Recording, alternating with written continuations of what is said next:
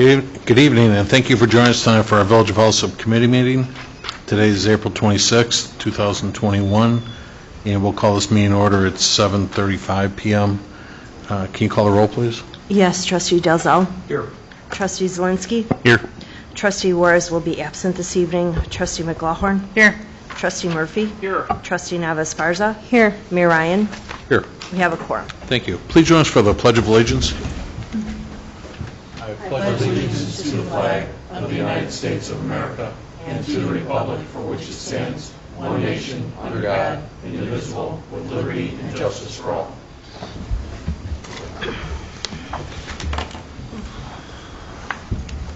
So we're going to start our meeting with a bid opening tonight. This is for the ambulance replacement. Tom, is it both ambulance replacement and a mini squad? Yes, Okay. there's two separate Okay. bid openings.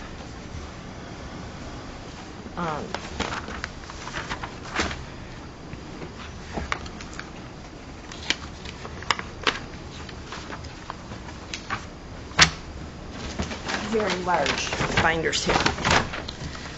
The first proposal for the fire pumper is a sealed bid. There is no return address on the front of it, so I do have to open it in order to record that.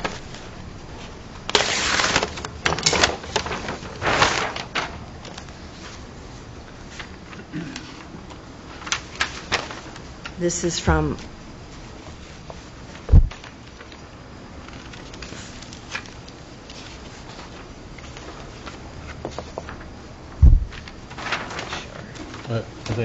that's the mini pumper. I'm just making sure that we've got the right ones here. Yep. Okay. This first one is from Fire Service, Inc. There are two addresses listed here on the inside.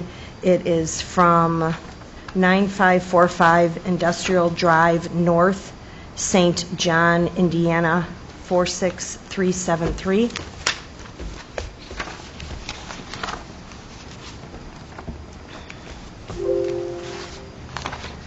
Please don't shut that all the way off. Roger. Okay, thank you.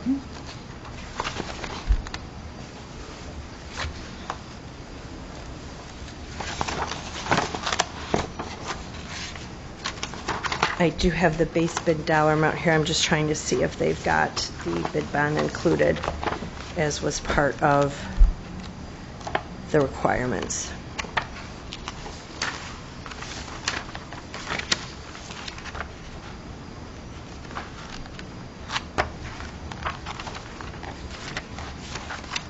Got some nice diagrams of the truck.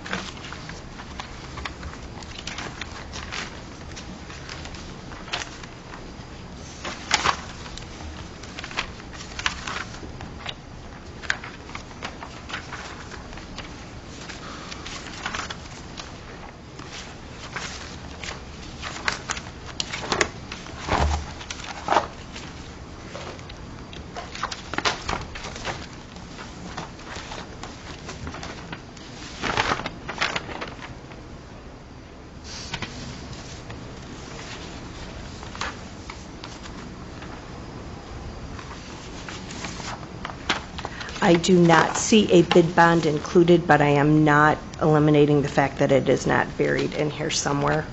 So we will review that shortly. The proposed total dollar amount is the base price is $218,000 even. It's 218,000.00.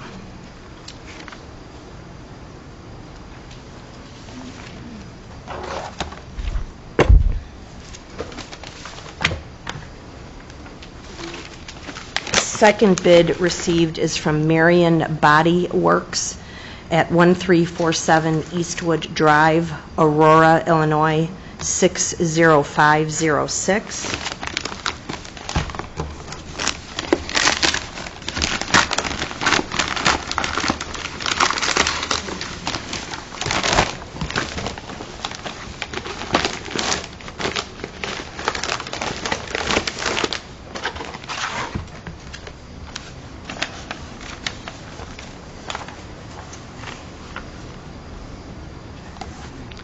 They have included a bid bond.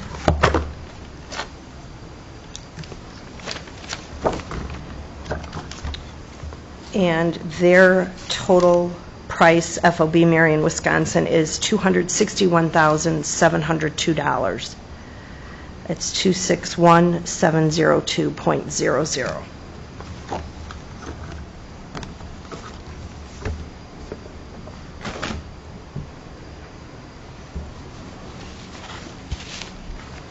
And the last one received is from Sentinel Emergency Solutions, 2900 Telegraph Road, St. Louis, Illinois, 63125.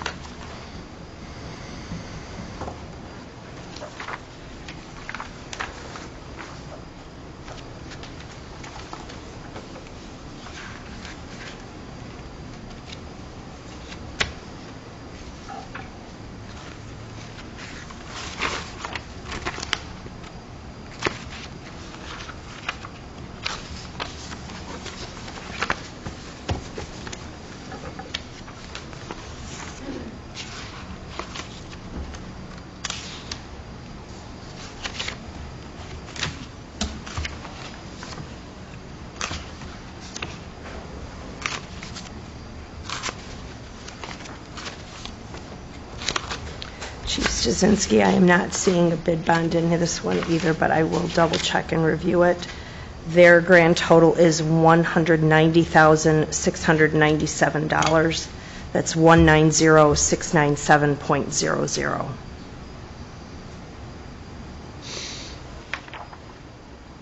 And that concludes the bid opening for the mini squad.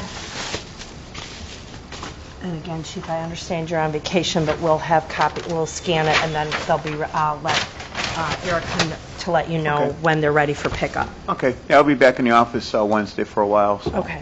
I'll get in touch with Erica next Okay. 2 days. The next bid opening is for the ambulance, and we've only received one bid for that. It is from Fire Services Incorporated. There are two addresses on the outside of this. One is in St. John, Indiana, and one is Naperville, so I'm going to open it and read the address into the record that is on the bid itself.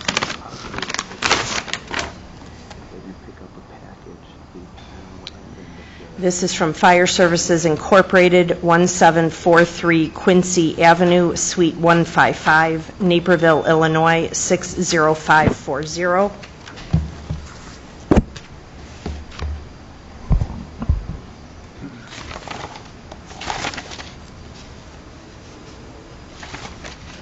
They have included a bid bond.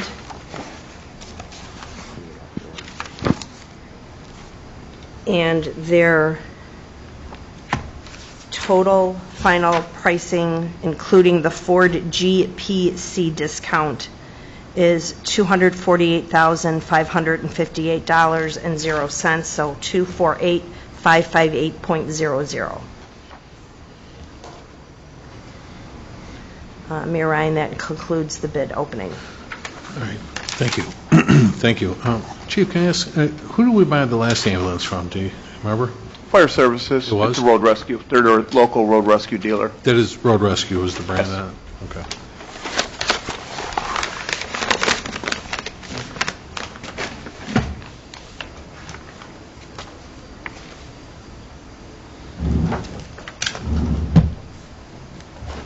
Joyce, was Azafar ready right now, or? Can we get him on speaker and allow him Sure.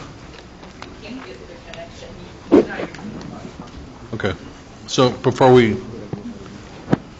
start off our reports, we had someone on the line that's working for the village at this time, is Azavar. It's Azavavar, and they want to discuss some findings that they had done too, Joyce. Scott, are you there? Okay, so we'll go into the, and we'll go back to the finance report after this and stuff then too, so go ahead, Joyce. Okay, Scott, you have someone with you? Yeah, Jonathan Grossman, the attorney who helped put together the ordinance and got a lot of things negotiated to make it work.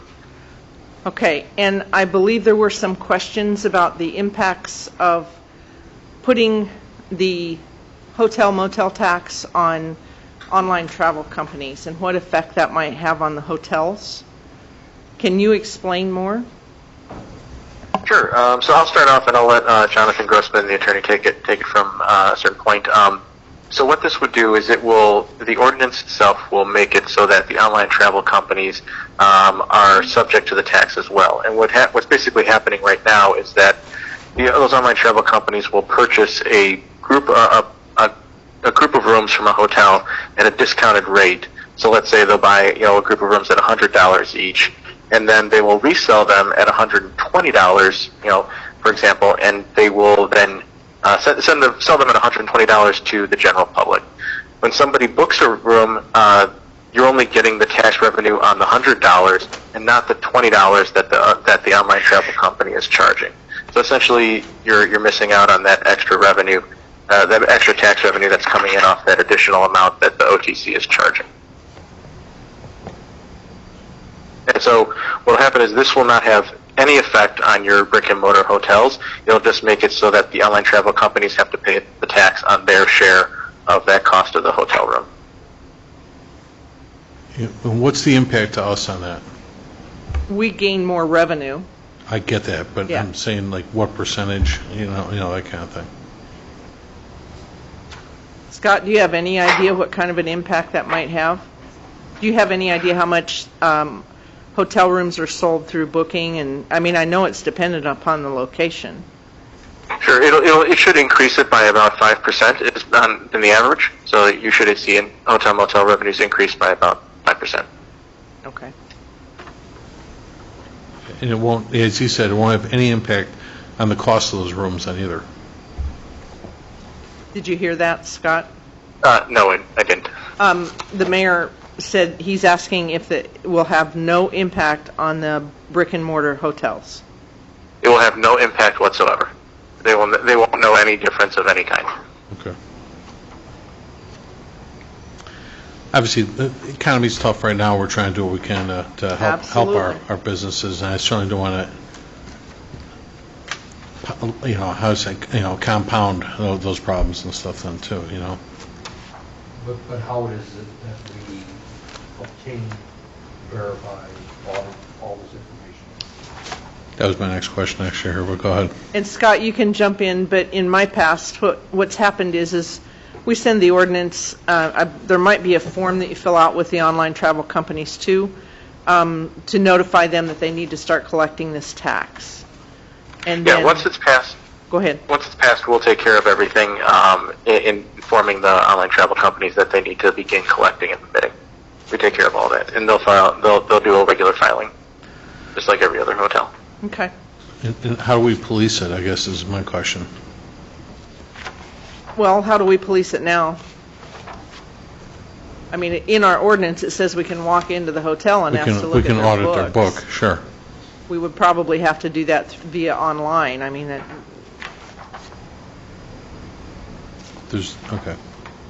Any examples of anybody else that does that right now? I mean, are all communities doing that right now? not all communities, but I know for a fact LaSalle, Peru is doing it. I mean, that those two towns are doing it and collecting it online.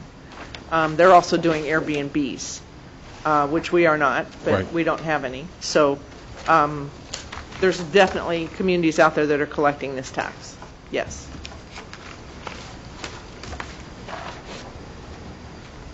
So certainly that will be presented to the board in a board setting as to whether or not we wish to have the village attorney draft an ordinance that would impose a tax on online hotel stay in the village of Alsip, and then at what, and what's the percentage on, like, what fee, or what, that's why I want to put this down, like, what are we asking for on that? It would be the same fee that they pay for hotel motel tax, so it's based on their revenues. It would be the same form that they would fill out as the hotels would fill out. Okay. I lost my train of thought, I'm sorry. This would just be on the additional revenue that is being collected from the end user. So, going back to my example, when someone's purchasing a room at a hotel, and they do it through, let's say, Orbitz, and they pay $120, and the Orbitz had only had purchased that room for only $100. Now Orbitz is going to have to pay the tax revenue on that additional $20 that they're charging the customer. So I believe we're at 6% right now, right? For hotel motel? Yes. I believe so. Yes. I have the new ordinance back from Joe. Obviously, I just got it today, or it would have been in the packet, but I didn't get it in time to get in the packet. But I do have the new updated ordinance from Okay. him.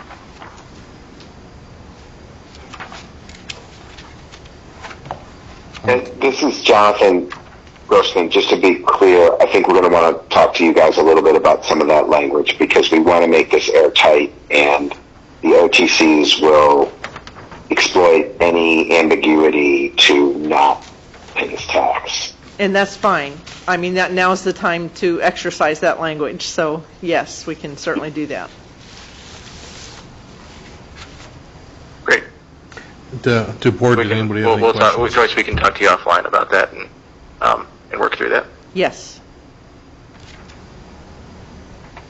Anybody So else? I can bring this back to the board with the new language Sure. in the ordinance to Sure. be passed. Okay. Right. Okay. Did anybody else have a question? I'm still unclear as to who polices it. Well, On our end. like she said, once they're given notice, should we, let's say, for instance, annually, we're going to have to take a look at this.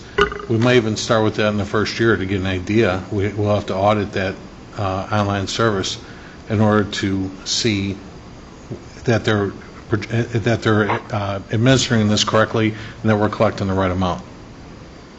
How many hotel rooms did you offer? And Joyce, is there any other questions or anything else we can be helpful with?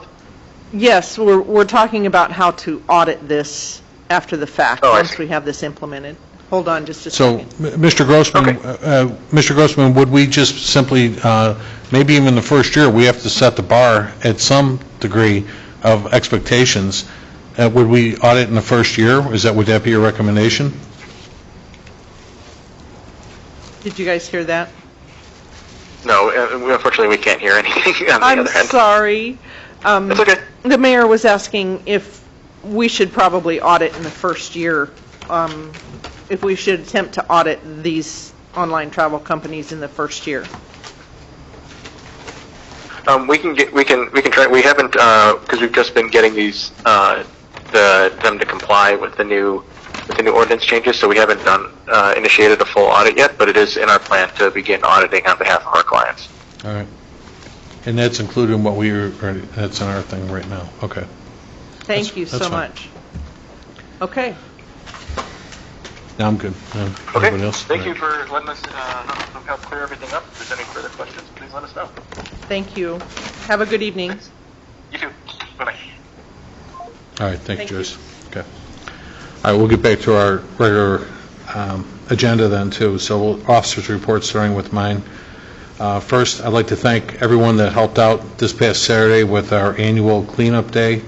That was a success. We had quite a few volunteers. We had the CERT team that came out, and we thank Chuck Geraci and his team for coming out. Actually, they're probably the most experienced with being near heavy traffic, and they worked the corner at 127th and Cicero, all four sides of that, so we thank them for going out there. I I had a group, we all had some young people with us, a lot of folks that had, a lot of these kids, they had to put in like community service hours and whatnot for their schools. That was wonderful. They came out, we had some Boy Scouts that came out as well then too, and from a lot of different, not just Alsip, but they were from different communities. And through the high school, a lot of them were Shepherd High School students. And I do want to shed light on Dave Peretta. I see him in the back of the room.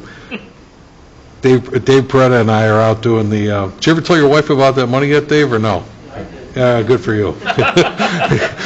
But we're out doing we're doing the Cicero Avenue Bridge, and I started off my speech to all the volunteers here at the Village Hall, telling them 2 years ago I was on Cicero Avenue by Burr Oak Cemetery, rather, and the first thing I did when I was with the sprinkler fitters, I looked down, here's a $20 bill laying on the ground right there. And everybody's cracking up, and sure enough, I meet Dave out on the Cicero Avenue Bridge. He's holding up a $100 bill. I'm like, get out of here, you know? Exactly. And at first, I told him, I says, you know, money doesn't fall up, Dave, you know, but it was nice to see Dave held it up. And if you can zoom in close enough and call Dave Peretta, if you can give him that serial number off that bill, because you might have lost it northbound on Cicero Avenue and stuff then too, you know. And we did, how about it, Dave? We looked at the side of that hill hard, man. We looked for it to make sure there was no others out there and stuff, you know. And we couldn't find any more money and stuff. I could tell. When you told me where to go, I did not believe you at all either and stuff, too. You're like, yeah, it's over there. I'm like, sure it is. And I started where I was standing, too, because you wouldn't leave that spot. You were being so meticulous about that one spot. So thank you very much for coming out and helping out. That was great. And then, what else I have? I did want to mention, it was brought to my attention today, our attorney Vince Kankar is reviewing a 7C incentive that Gas and Wash submitted. I didn't have that with me. I didn't know that they had submitted already. We talked about it back when, but Vince is reviewing that 7C incentive for the Gas and Wash, and as soon as Vince has some more clarity to that, I'll certainly bring it back to the board for consideration to approve a 7C. It's just a 5-year, it's actually a 5-year incentive program for commercial business. Also, I want to thank today, Friday, I drove around for an hour or so with Superintendent Mike Frater of Public Works, identifying a lot of the communities that need some attention. Mike, you were saying with forestry and whatnot. D. Ryan Tree Pruning is doing a wonderful job. We got some nice compliments, everybody, all the David Estates that they're doing right now then too. And today Mike had his crew out. Unfortunately, with the traffic, the traffic is in bad shape near 115th and Cicero. And unfortunately, everybody's zipping down side streets and whatnot. So I brought Trustee Dalzell into the loop on that today. And Mike's team put out some speed bumps today throughout the Hazel Green area to try and slow some of those motorists down and so forth then too. And Chief Miller is addressing the same starting tomorrow. We're going to put more emphasis on traffic control in those areas. Right now they're fixing, Mike, just the sewers they're doing right now. I was actually out there Saturday when we were out there cleaning. I was talking to a couple of their guys. We cleaned up that corner. And they got to elevate the sewers and whatnot to meet the new pavement that's coming in there then too. So because all these sewers are being dug up, it's slowing everything down again then too. So it's unfortunate, but it needs to be done for all the traffic control that's going in there. There's no red light cameras. There's nothing like that. This is just traffic controls that they're fixing over there and so forth. That's all. So what else do I have in there? Last thing was I would like to ask the board, we've done this in many previous summers. I'd like to ask the board that they consider consolidating our meeting schedule as we always do, with going maybe like we do now. The first and third Mondays of every month is a board meeting, with having a committee meeting on the second Monday of every month. And this also affords the board the opportunity at the fourth or fifth, depending on how many weeks are in the month yet too, the opportunity to have individual committee meetings as well. Some of your committees may require additional time, let's put it that way, as opposed to how we do as at the hall as we are this evening. Please, you don't have to wait for a Monday night to call a meeting. You can call meetings now anytime you like, but if you want to take advantage of some Monday nights that may be available, you can certainly do so with the consolidated schedule. Regarding that, Mayor Ryan, would you like the clerk's office to revamp the schedule for the remainder of the year, beginning what month? That'd be great. What month did you want to start that, June? Sure. We'll go June, July, August, and we'll review it in September. Go back to that. Okay, so you would like us to revise it and give it to you to put in for approval For next next week, right. Okay. Thanks. First on the agenda this evening was a request to have the village attorney draft a 6B tax incentive for approval of a 6,600 square foot extension to an existing structure utilizing they currently have a 6B at 4857 West 115th Street, Alsip. This is Bet's Precision. Again, this is a division of Donson Machine that's over there, and we need board approval to allow them to extend the 6B onto that extension. Roger, correct, that they're doing? Correct. Okay. Roger, any idea, what are they putting in that addition? They're just adding on to the business? Adding on to the business that they previously opened. Okay. So I'll put this on the agenda next week. If anyone has any questions, please let me know. But otherwise, we'll let our attorney know it's okay to move forward with drafting an ordinance to extend that 6B incentive that they currently have. They've only had that, Roger, I think, for like about a year, right? Yeah. Correct. So, and then next on your agenda, I had anyone have any questions on that? Okay. Next on the agenda was a discussion regarding the RFPs submitted for the redevelopment property owned by the Village of Alsip at 11638 to 11658 South Pulaski. And what I put on your agenda was either being a firewater barbecue and brew building. They're going to put up a 6,000 square foot strip center. 3,600 square foot of that would be a restaurant with 127 seats plus outdoor seating. They are going to be positioned next to a 1,200 square foot Naperville Diamond Gallery store. That's a jewelry store. And they are going to be positioned next to a 1,200 square foot Salerno's Italian takeout restaurant. From what we got, and I sent everyone a copy of their RFP, they were basically, what they were saying is they're about 75% done with their engineering and so forth. I had declared them in default about a month ago because they hadn't built their structure yet. And at the same time, I was getting a request from Starbucks to put up a new Starbucks restaurant, and that is letter B on your agenda, is whether or not we wanted to choose between the Firewater project or a standalone Starbucks drive-through coffee shop that they're going to put up between a 22 and 2,400 square foot facility is the Starbucks coffee shop.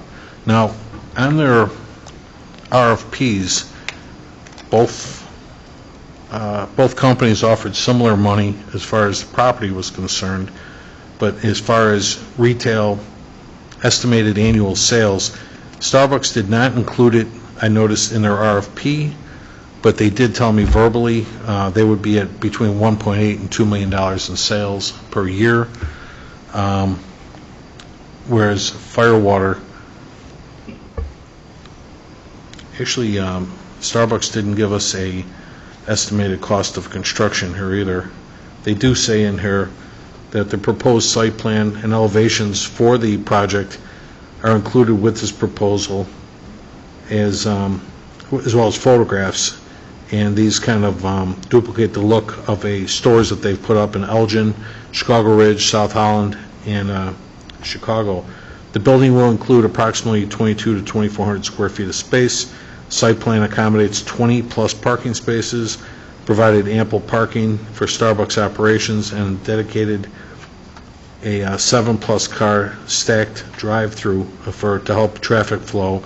As we know, it's a popular coffee shop, and that's sometimes a problem is getting cars through their drive-throughs.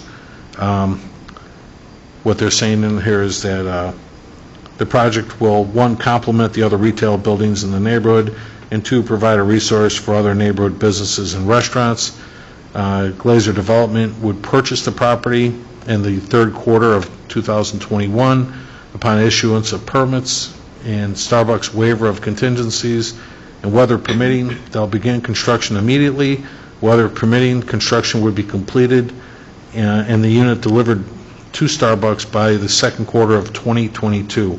Coffee sales will commence shortly after. Firewater is saying that the developer proposes, as I said, the 6,000 square foot strip center. Firewater's 3,600 square foot restaurant will cost approximately $1.2 million to build. Salerno's Italian restaurant is about $125,000 to build, and the jewelry store is about $100,000. So overall, that's $1.475 million to construct that property.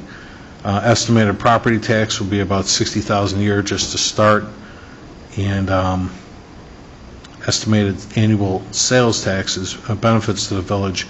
Firewater would be valued at about $40,000 a year. Salerno's Italian, $16,000 a year, and the jewelry store about $12,000 a year in taxes to the village, with the job creation of approximately 20 full-time employees. Just with an update that on this RFP, this complex is actually going to be known as the Brickyard Commons and Firewater Barbecue and Brew. They've got the completed architectural drawings for this property, known as the Brickyard Commons, are done. They've also completed the civil site plans and geographic plans with their engineering firm called Caldwell Engineering. The build-out budget has been completed by their contractor, and they have a loan commitment from Fortune Bank. I've gotten letters from Fortune Bank from their president, Chris Ford, and he's confirmed the appraisal, and they're ready to go to close on this statement yet too. And this was dated back in February 4th. Obviously, Matt Weil is still very excited about trying to keep moving forward with this project, and I won't read all of this in here and so forth then too, but he did give us a list of net operating incomes and whatnot, what it would take to do this project. I've got locations in, they were just talking about their qualifications in all the different areas. They would propose to start this project basically immediately. The architectural engineering has been completed. Existing property demolition would take place this month. Actually, it's going to be next month because we're just opening this right now. And they're looking to have this all work done by August of, actually, we don't want it to the next page, but I believe he's got August of 21. I thought, I read in here it's more like November of 21 he'd be ready to open the store, open the strip center is by November. And again, they've got established as far as the responsibilities and obligations. They can successfully construct and operate a 6,000 square foot strip center, demolish and redevelop 3 vacant properties that are over there right now, and Firewater Barbecue and Brew estimates initial sales of $2 million a year, growing to $2.5 million within 5 years, serving fast casual barbecue, beer, wine, bourbon sweet tea, and vodka lemonades. And they're also estimating that the TIF eligible expenses up to $32,000 to demolish the anything over $32,000 would be a TIF eligible expense. Roger, that's what they agreed to pay us, up to $32,000 to demolish Ed's lawnmower that's over there right now, right? Okay. And we had estimates that said that would be covered, right? And the adjoining tenants will generate 2% sales taxes based on $1.4 million a year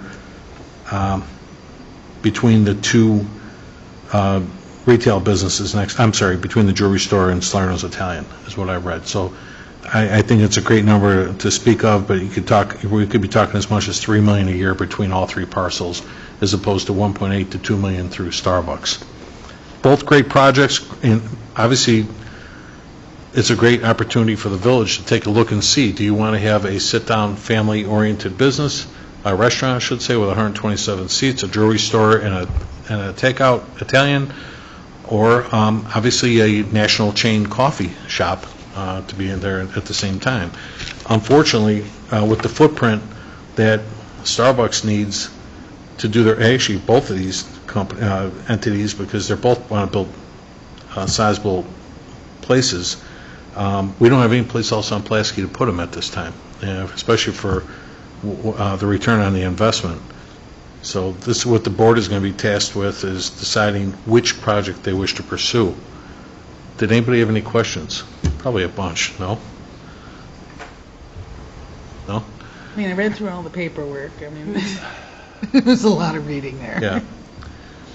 I think, go ahead. You know, I think that even talking to a lot of residents, and certainly for myself, everyone wants to see more restaurants. Mm-hmm. And, you know, being a chef myself, I always advocate, I take my hat off to anybody who can do it. I certainly do. There's an old adage that says, if you want to make a small fortune, take a large fortune and open a restaurant. And I'm sure a lot of people want this. But what hangs over my head is that I've been on the board for 3 years, and Firewater's been talking about this for 3 years, and it hasn't happened yet. And as much as I would love it, those dates mean nothing to me. You know, just from the 3 years that I've been here and hearing about Firewater. And, you know, people ask me, hey, when's that barbecue place coming? And they haven't pulled the trigger. Mm-hmm. Where there's Starbucks going all over the place. For my money, I think Starbucks would be a better slam dunk. That's just my opinion. I have to agree with Trustee Murphy in regards to the fact that Firewater did default, and also Starbucks. What are other pros in regards to Starbucks locating in our community? One is visibility. I mean, Starbucks, I mean, just with that alone, the visibility it will bring to our community, but also that Starbucks is an anchor business, so it also brings people to the corridor and potentially also benefits surrounding businesses as well. So I think, just for consideration, those two items just resonate a lot with me in regards to visibility for our community and also that Starbucks being an anchor business. See, my biggest concern, though, is the impact on the neighborhood when we're talking about Starbucks, because according to their drawing, they're going to have the traffic exiting out onto 117th Street, not onto Pulaski. So that's going to automatically lead to more cars going through the neighborhood. And so I do have a concern for the residents because of that. And having been here since the beginning and waiting on Firewater, I feel the frustration in terms of them taking so long to come on board. But I think in terms of, adding some additional character to Pulaski, I think something that we really need is a Firewater type restaurant that'll drastically improve. Alsip's just not known for having restaurants, period.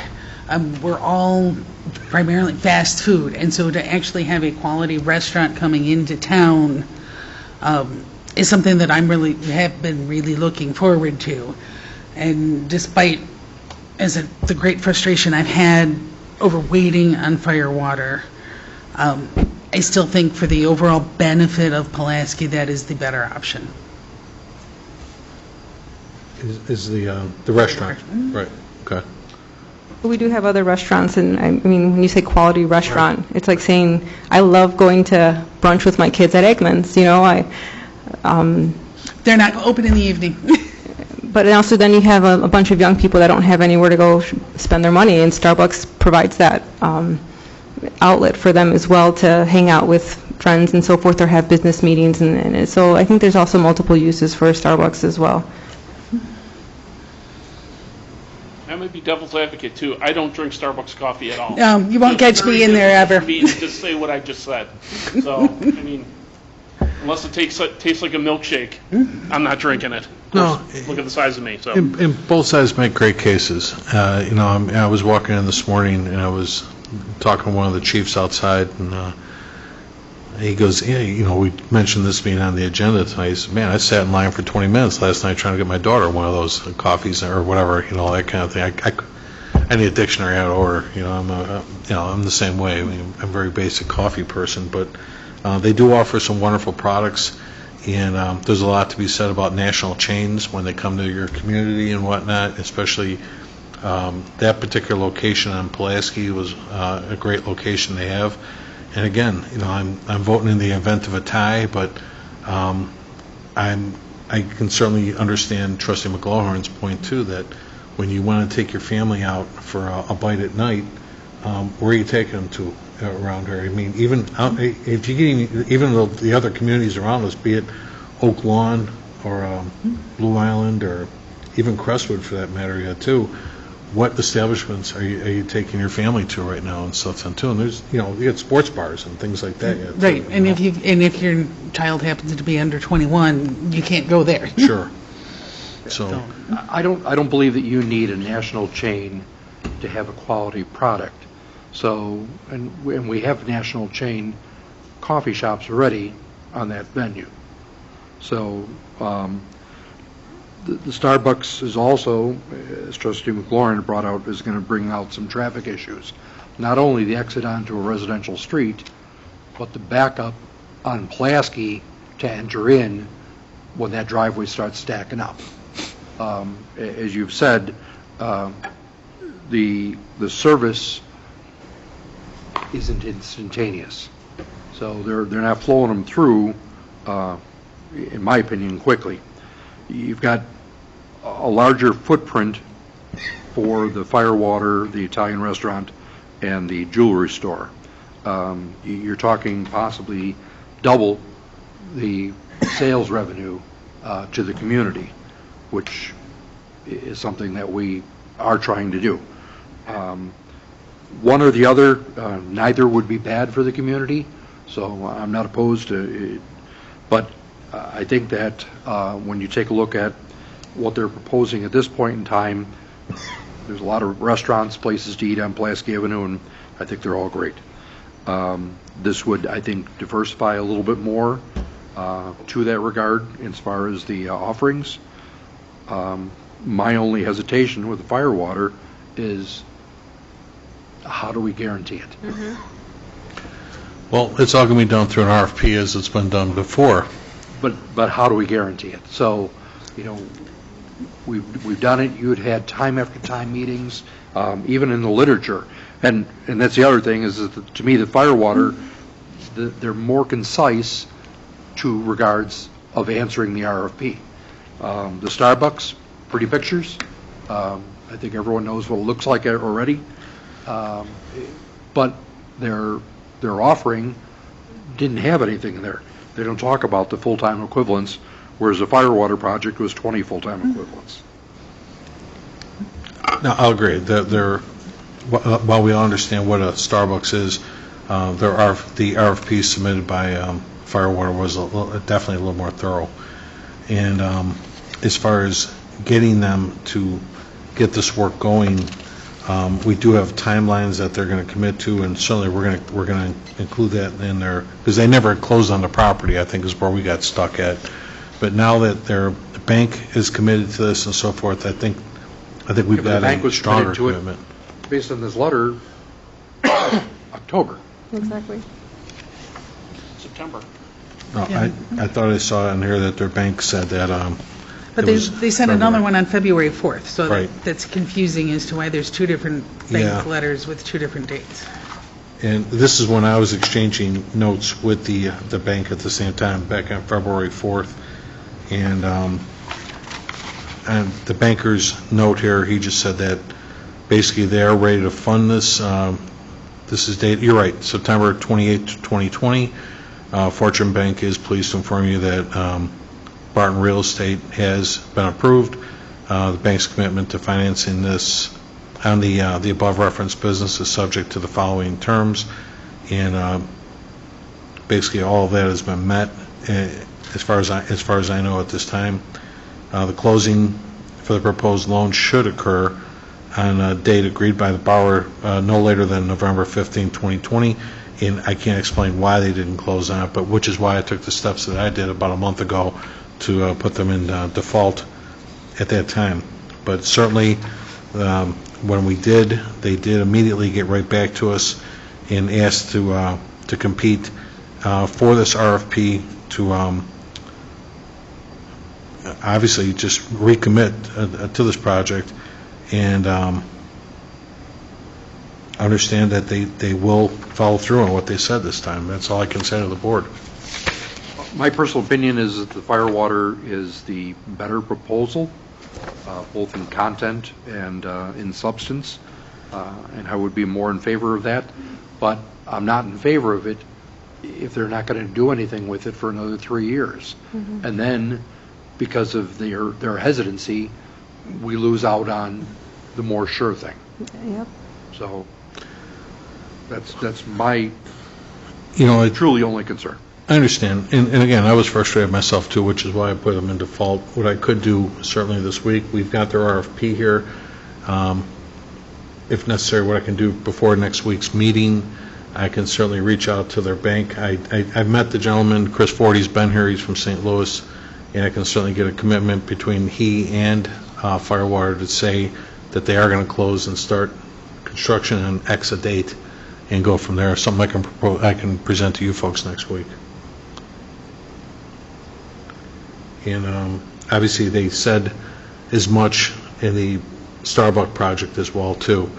Again, these are both great projects as everybody brought up here, and I think the only way to do that is so you're not voting on one or the other this evening, because we're not in a board setting and we're missing a trustee. I'd like to offer her the opportunity to weigh in on this as well too. That next week we'll have this in similar fashion on the agenda for approval, and we'll have to at that time to get a consensus if we're going to pursue A or B, and go from there. This way everybody's got a week to kind of digest this after having a conversation here. So, anybody else? No? Okay. All right, let's move on with our reports then. Clerk's report? Thank you, Mayor Ryan. First off is the presentation of the minutes of the April 12th, 2021 committee meeting. Excuse me. Next is the presentation of the March 2021 FOIA report. Third is request for approval to hire one full-time seasonal personnel for a period not to exceed 14 weeks at a rate of $13 an hour. As discussed last week at the board meeting, we have been given notice by one of the deputy collectors. That person's last day is May 3rd. The board was generous enough to agree to have that posted internally. It has been posted internally. We have to wait the 5 days, and if there are no applicants within, we do need to post it in the newspaper, and not knowing how long that position will take to interview, et cetera, and fill. The part-time person, the seasonal person in the meantime would be able to help open and distribute the incoming mail, because we are going into vehicle sticker season, and that will tick up. They will also help to process outgoing mail. They can help answer the switchboard, which will alleviate some of the experienced personnel from answering the switchboard. And then they can also help process vehicle stickers as far as doing manual expectations. So again, that would be not to exceed 14 weeks, all contingent on when the full-timer is, the more permanent person is hired, and as the next clerk would see fit. And then last on the agenda, Trustee Dalzell, I'm going to come down and join you. I did want to present this year's vehicle sticker. Traditionally, over the past, even prior to my taking the seat, the design of the vehicle sticker has fallen under the clerk's purview. First year, we celebrated Eddie. When we went into year number 2 of my term, we were trying to play off of the saying of that the Village of Alsip is a great place to live. and we have some phenomenal resources here within the village. So the second year was a great place to live and learn, and we put the Alsip Marionette Public Library on the vehicle sticker. Last year we did a great place to live and play and honored the Park District, and I will just step down by Trustee Dalzell to pull up the new sticker and show you what we are doing this year.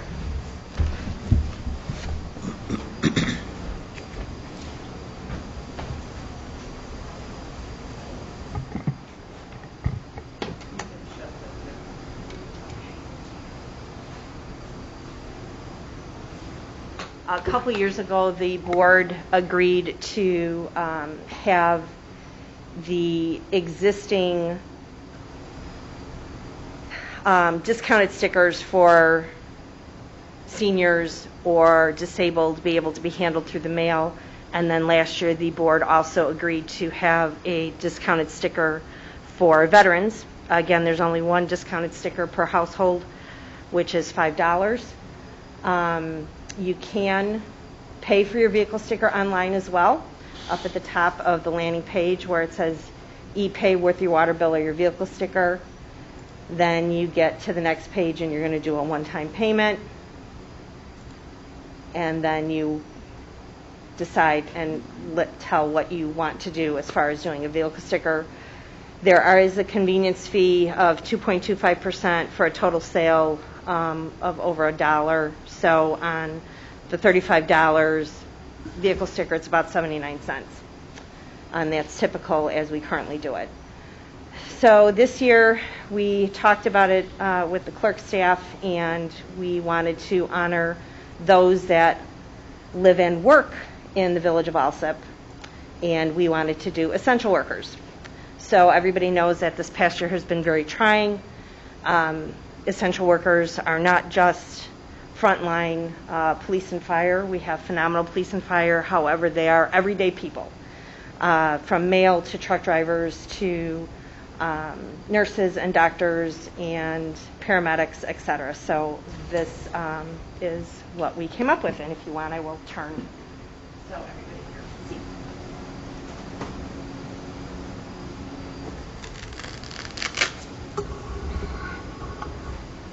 Looks nice. It was a nice job, Sue. Looks good. So the public can't see this. You'll see it when you come in to get your sticker. And just to give you a quick description, this is a horizontal rectangle, because every year we stagger those back and forth. It makes it easier to identify what years they are. And what this is kind of a bluish type of a color, and it'll have white lettering. And what it says then, folks, is on the background, you can see the Alsip Water Tower, but it says, "Thank you for your service" at the top, and you've got a whole collage of basically service workers, everybody from veterans to hospital folks, police, fire, you name it. And there's got to be 25 different caricatures there with the Village of Alsip at the bottom, and I can't read the bottom of it from here. It says a great place to live and work. Thank you. Okay. So, nice job. Thank you very much. That looks good. Thank you. So that's your 21/2022 sticker that's coming out for that. They go on sale May 1st. Right. Get yours early. Next week, right? Saturday. This Saturday? Saturday. Okay. All right. Well, thank you very much, Sue. That looks good. Thank you. Thank you, Mayor Ryan. And that concludes my report, sir. Okay. Public forum. Did anyone in the audience wish to address the board this evening? Nobody? Standing committee reports, Finance and IT, Trustee McLaurin. First, I will have the usual list of payroll and accounts payable for approval next week. Next, I have the presentation of the March Treasurer's Report. We've already had the discussion of the ASVAR findings. And next, I will turn it over to Joyce for discussion of the capital assets policy and the discussion of a finance intern. Just move that back. So I have the March Treasurer's Report here. Does anyone have any questions on that? Obviously, our cash is increasing because we're collecting property taxes right now. Again, once the budget's done, we'll do a full cash flow to see what we're looking at for the next year. I liked how, when you saw every transaction, obviously is what we're looking at, that goes through the clerk's office now, whether it's for whatever, and the heritage apartments, whatnot, so ballpark, it was like 7.7 million that came in versus 1.6 that went out and stuff then too, so. Exactly, yes. Yeah, but these are our heavy cash months. Right. Because this is when we're collecting all those property taxes. So you're going to see more cash flow now. Probably our weakest months are probably December, January, February, because that's before we start to get our cash in. And it's at the end of the year. But you saw everyone's seen every single transaction that takes place in here and stuff then too, so that's good. With its obviously corresponding line number that's next to it then too. So if you really want to research, you got to look up your budget and find out what line item you're looking at and stuff then too. But Right, and I did sort it by line items so that you had all the I know you collected them a little bit. traffics Right. parking tickets together and so forth. Any other questions, concerns? We have money, it's all good. We'll say that too loud. The difference between court fines and court, Probably. other than singular and plural? Can you tell me what page you're on? 6:17.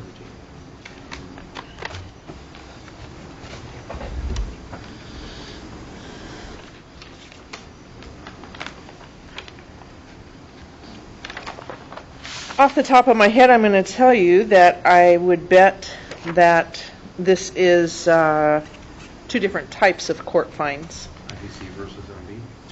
Yes, that's what I'm going to bet. I don't know that for a fact, but I'll find out.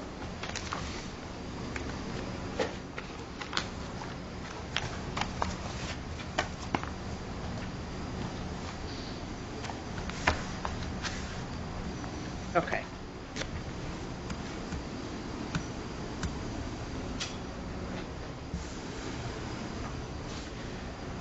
All right.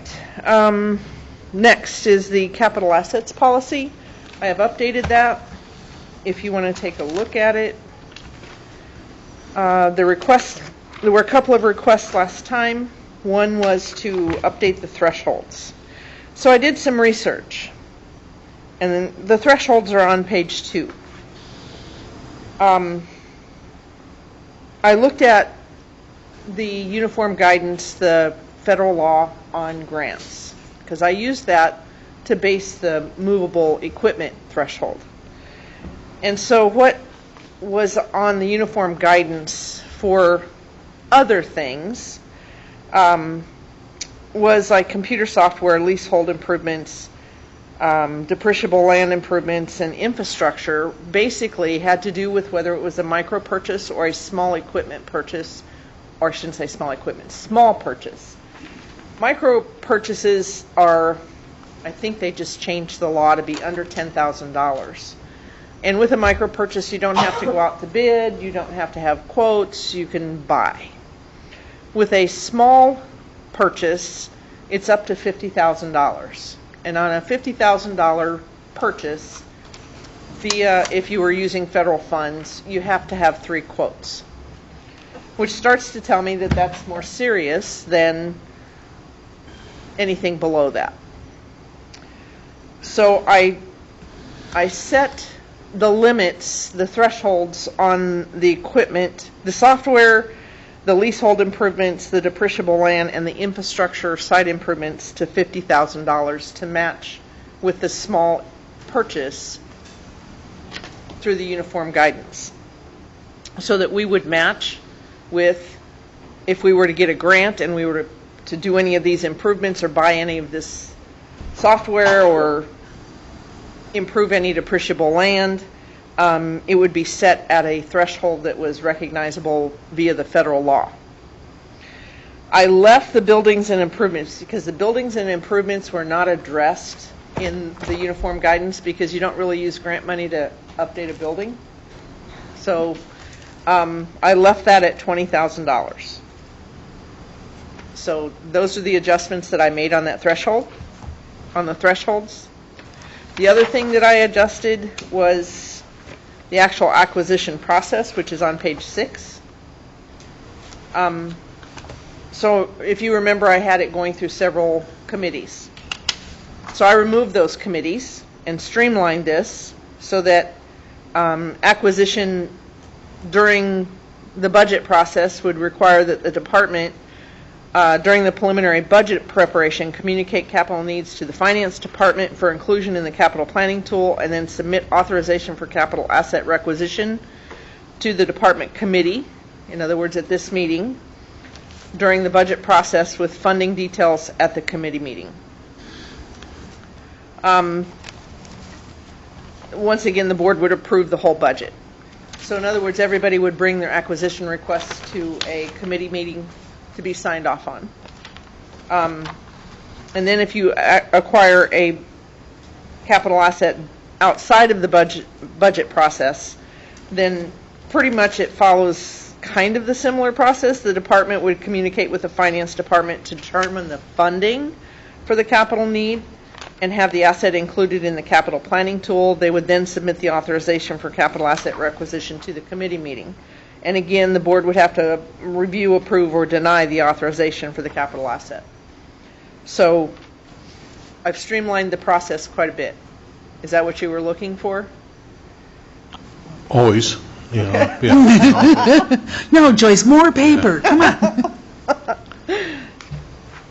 So any questions or concerns? I'm looking at who our designate will be to oversee this project yet too. I mean, we're doing an annual, it says right here that the village will develop a multi-year plan for capital improvements updated annually. Yes. Okay, and who's doing that? Your We are. office? Okay. Absolutely. We're building out to 10 years. We haven't quite got everything in for 10 years, but we're working on that. Yes, that would definitely be the finance department. And then you did incorporate a lot of that into this year's ginormous budget package, because you've got the several years going out already. We do have some in there because we had the vehicle replacement, schedules. We had some projects for the buildings that was going to stretch out a ways, but everybody's got to start thinking in a 10-year process too. I always like how we did that before. Remember when we had the add-delete officer here all the time? It could be any one of the trustees. He designates somebody. But every time we bought an asphalt machine or something like that, it was, okay, we included this. We always acknowledged a purchase of whatever. It could be I don't care if it's a new snowplow blade for somebody, we announced it, we inventoried it and everything else and so forth then too.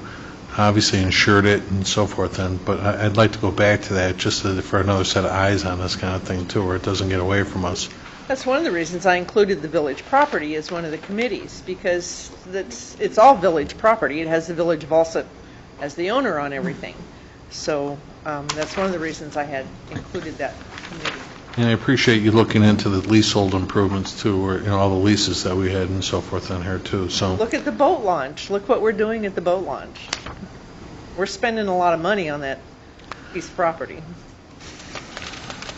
yeah, yes.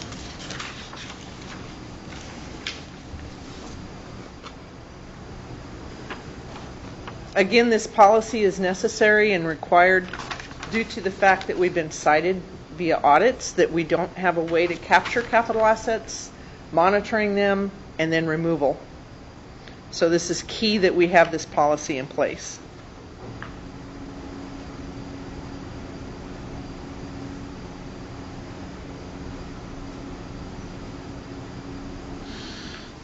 Any other questions? Moving on. Discussion of a finance intern.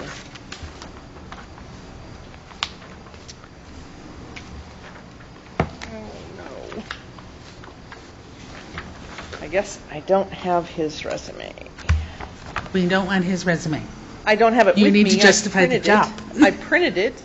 I just didn't include it in my packet. Did I not? It's in your packet. This is a young man that's studying to be an actuarial. He's going to be a junior next year. He's actually taking his first actuarial test this summer. And I was looking at getting him to standardize our work papers. We desperately need that.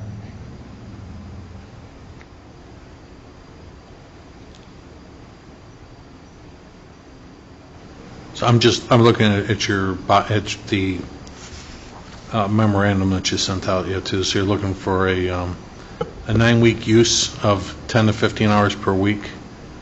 And how much per hour, Joyce? Well, I think, and Christine, you can correct me, I think we have to go to 13. Is that correct? State law? No, the state of Illinois is at 11. Okay. Is that We can do 12. I said all of the summer interns in water, every place else we did at 13. Trustee McLaughlin, I'm sorry, isn't it going up in July or something? Isn't that why you had initially discussed having it raised? It went up on January 1st, and yes, there are more increases planned. And in addition to not wanting to pay minimum wage, we're not going to get very good quality employees. It's also more in line with the part-time rate within the AFSCME contract, which I believe is at $13.50 an hour for part-timers. So it served multiple purposes. Thank you. So if we're at 13 for the summer folks, I would imagine the same for this individual. So the ED intern is at 12. So how does that conflict with what you just said? You asked for 12 after we had already approved the 13. But that was for last year's budget. So is there a way to get her in par with everyone else, in fairness?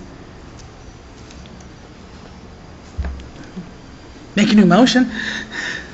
Okay. Yeah, I think I'd bring it back, to have it reconsidered. We can't just change paperwork, yeah.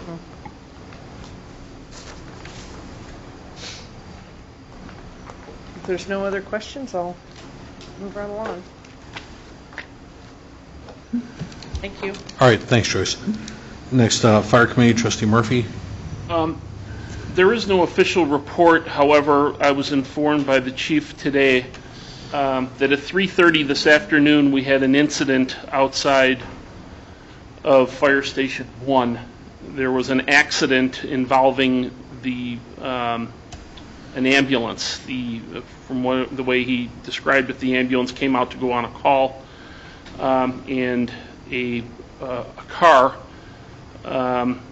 went around the traffic heading southbound on Pulaski, and as the truck came out, hit the ambulance in the driver's side front wheel well, and none of our guys were hurt. Everyone was okay, thank God.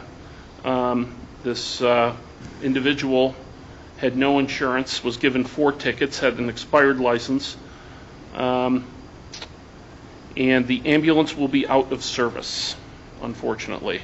It's too early to tell as to how long. So again, this happened at 3:30 today, and we will have more to come as the information becomes available. Yeah, it's a mess. I saw pictures of that yet too, and the car that hit it was kind of a newer car yet too, and the car was wrecked. And but unfortunately, our vehicle has got to go in for servicing, so we're down to 2 ambulances now too. So. And that's all I have, sir. All right, thank you. Next, Police and Traffic Safety, Trustee Dalzell. No report other than none of our police cars got messed up. Topper. I did get a message from Chief Miller earlier, Trustee Dalzell, after I shared that speeding video that somebody sent us. That was wrong, that car. I mean, people are just rude. Yeah, but I still maintain on the record, I'm not in favor of speed bumps. I know. We had a resident send us a video yesterday morning at 10:45 in the morning. I mean, there was a black Charger going down Avon Street that was easily doing about 60. I mean, it's not like a drag strip out there. When you crank up the volume on that video, yeah, too, that was rude, but it's just one of those kind of things. We've seen it in all of our neighborhoods, and people are really just no regard for everybody's safety. It's a nice Sunday afternoon, and folks got their kids out there in their driveways and whatnot. And I think I was telling you just recently, I was at my house just recently, and two young fellas came down the street, just a couple of plain Jane cars, drag racing down Laverne Street, side by side, went right through the intersections, never stopped or anything, and they were going too fast even to see the license plates and stuff then, too. I'm out there at the mailbox getting some mail, and these guys missed me by a couple of feet going by, that kind of thing, yeah, too, so. Thank you. Next, Public Work and Boat Launch Committee. I have that. Request for approval to post the hiring of one full-time Class 2 operator for the Public Works Department. This hiring is due to the resignation of a Class 2 operator, and posting will be in accordance with the AFSCME union contract. And that's all I have under Public Works. All right, thank you. Or did I have anything else, Mike? Okay. I can announce, though, that tree trimming is in progress in the David Estate subdivision.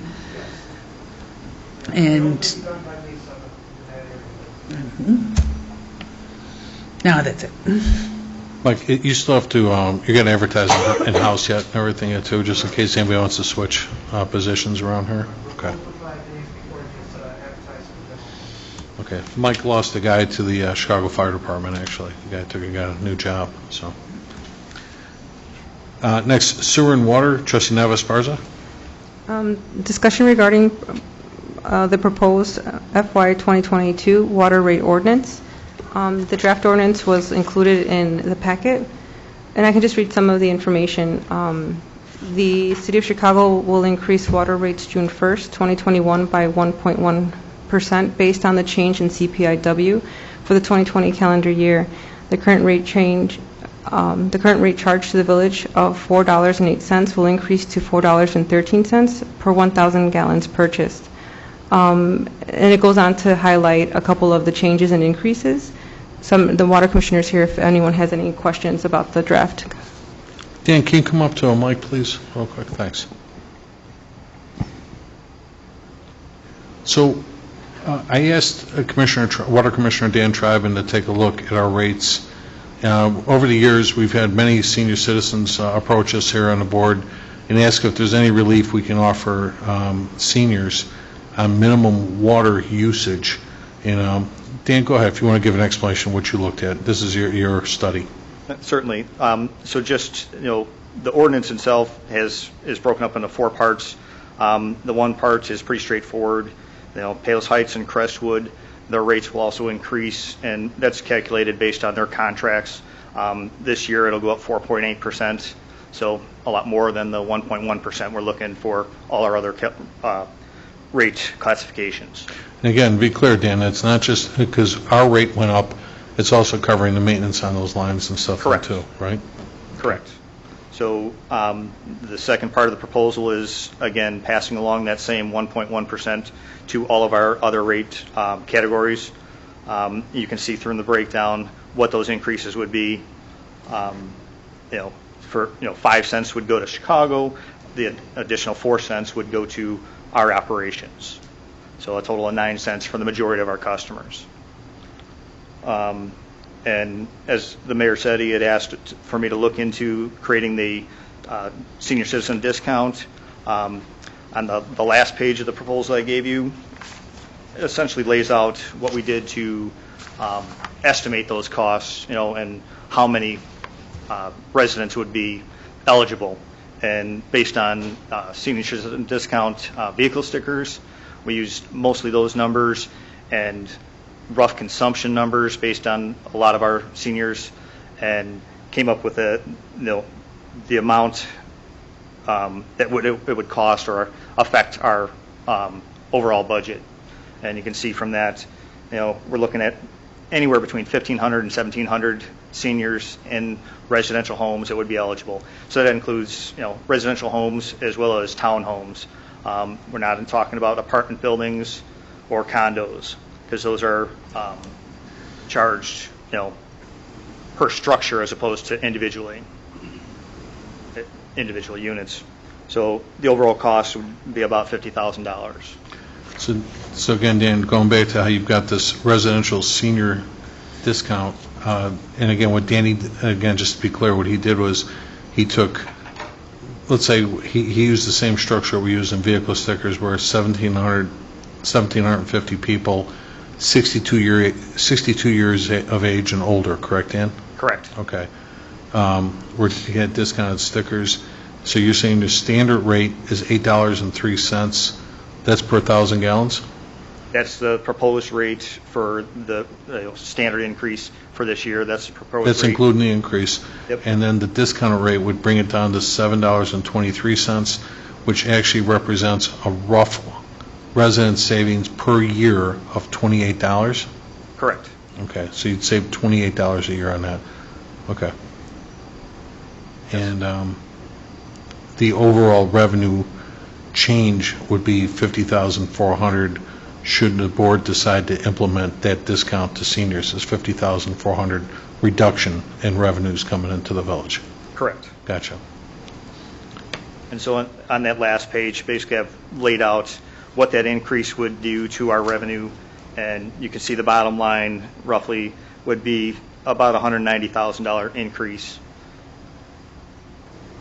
if we implemented both of the recommendations I'm putting forth here. The second, the last part of this, in analyzing the data and looking at this information, I saw another part of our rate structure that seemed a little odd, and to bring that into balance, I had looked into the idea of reducing the minimum charge for our commercial and industrial customers, because a full 67% of them are being charged minimum rates, so they're using less water than the minimum amount. And so they're constantly getting those minimum charges, and they're double what all our other customers are charged for minimums. So looking at making an adjustment on that, that would be an additional cost and reduce revenue. I'm not advocating for one or the other. I'm just saying these are some inequities in the way our rate structure is set up, and if we want to make some changes, we can do this in stages. We can do it now. We can wait another year to make some adjustments. But in looking at that, for our commercial and industrial customers that are not using a lot of water, they're paying a lot for water usage, for the availability. Right. And Dan, you and I talked about, but it's just so everybody else understands too, that commercial rate has been in place for how long? As long as I've been here, since over 32 years. Gotcha. So it's nothing that anyone implemented recently or anything like that. No. Too, so. But it has been a fixture that Dan's been familiar with and he brought up. And again, board, just so everybody understands too, this was nothing more than a question. Dan had to make the adjusted rate based on the Chicago rate increasing our cost, and through contract, our folks that we supply water to understand this as well then too. But we just wanted to bring the conversation to everyone, as long as we're having this conversation then too. Certainly. I love the concept. I just do have one question, just in terms of how the numbers would fall out. Did we consider lowering the minimum gallons for residential as opposed to instituting the senior rate? In lowering the minimum gallons is actually counterproductive. It's we want to increase the minimum gallons but keep that that minimum charge low. Meaning we want to give them the ability to use say the average customer uses 5,000 gallons for a 2-month period. That first rate should be the cheaper rate, and then beyond that, if they're using more, they would incur a higher rate. Unfortunately, our structure has been set up based on our industrial background. The more water you use, the cheaper we're going to give it to you. So we have a reducing rate structure, and that's great for our commercial and industrial customers. The more they use, the cheaper it gets. For our residential customers, it typically goes the other way for most communities, is where it's a rising rate. Now, your lower rate is for your typical use, and then for those who use a lot more, they get charged more. So lowering the minimum consumption actually, doesn't really help them because everybody's going to get to the point where they're typically more than the minimum. I mean, right now it's at 5,000 gallons for every 2 months. Majority of residential homeowners use more than that 5,000 gallons. So they're basically charged, at the regular rate of $7 or $8.03 per thousand. Okay, because I'm thinking, specifically, where you have a single individual in a home, they're never going to get to that minimum. And that's why we're looking at the senior discount. But they could be younger than a senior. Yeah. And that's, we could certainly look at that. Like I said, it's a more complicated deal, and revamping the entire rate structure to essentially do the reverse. Say our industrial customers and commercial customers would have a reduced rate, structure where the more they use it, the less they're charged, and then turn it around for our residential customers. It makes more sense, but it's a lot more work to revamp and would take a little bit more work to put forth. Mm-hmm. How many times do you estimate a billing cycle as compared to a reading? It's probably maybe once or twice a billing cycle because we don't. I mean, exactly with the touch read and FlexNet readers, we don't miss reads. Your actual reads are you're billed on actual reads. Because the estimates make it more difficult. Because if you're projecting a higher usage and it's not, now you might have to carry that when you get an actual reading and then reverse credit on it. So.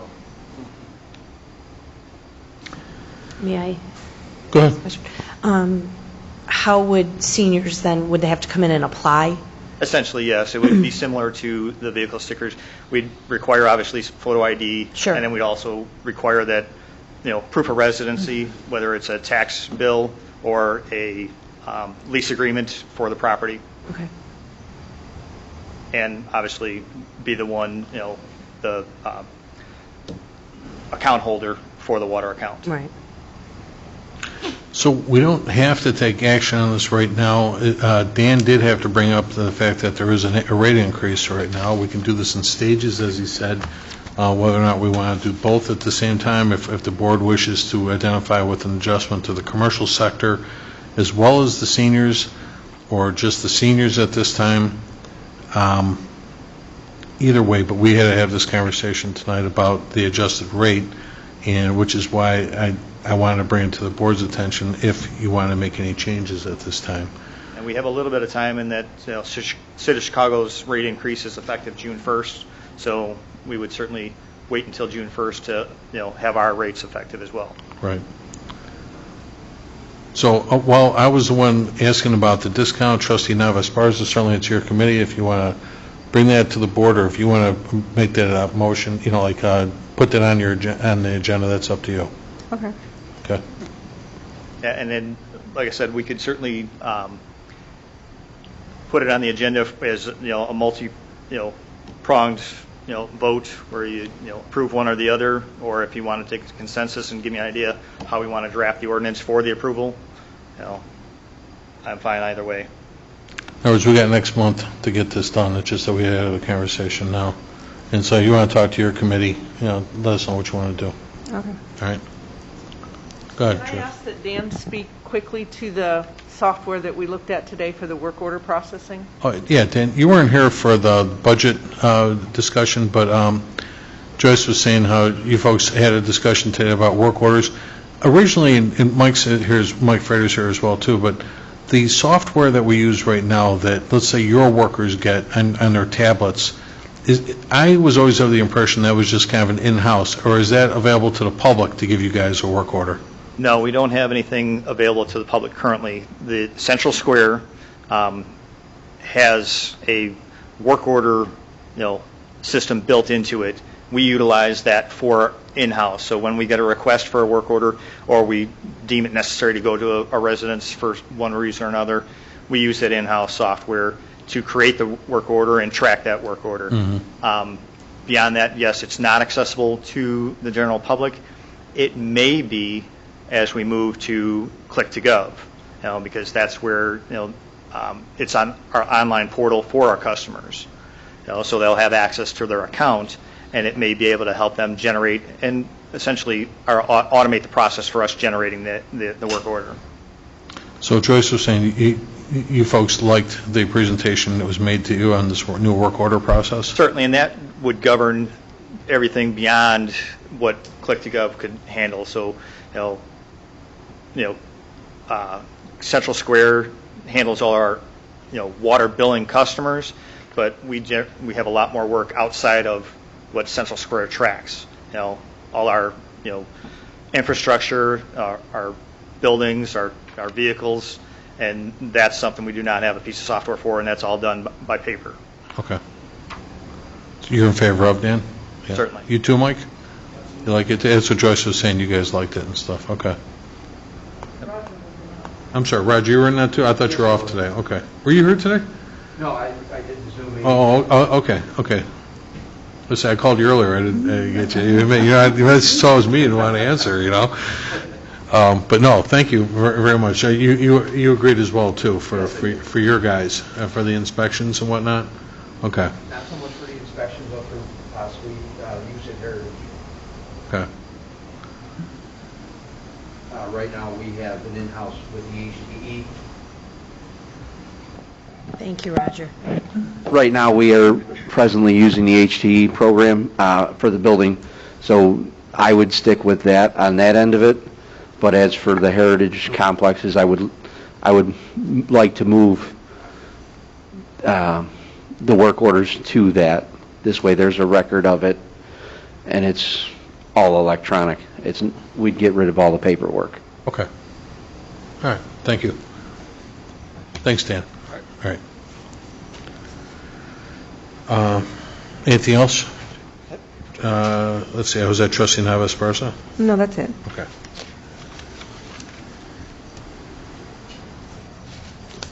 Building and Health, Trustee Zelinski? No report this evening. Okay. Human Resource and Insurance, Trustee Murphy? No report, Mayor. Okay. Economic Development, Trustee Nava-Esparza?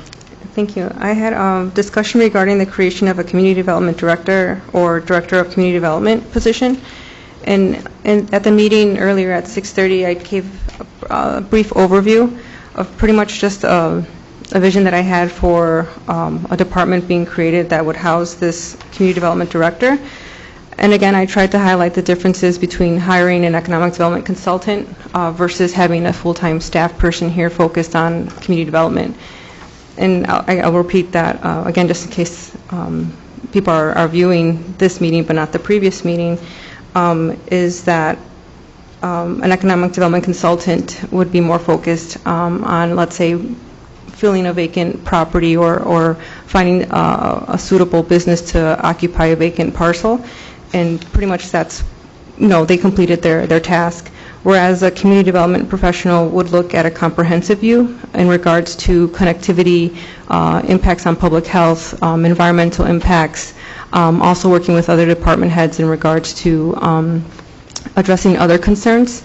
And it's also, the staff person would also serve as a liaison with the Plan Commission in developing staff reports to provide to the board so that we can make informed decisions. And those staff reports might include visuals and also their professional opinion in regards to certain aspects of the proposed project.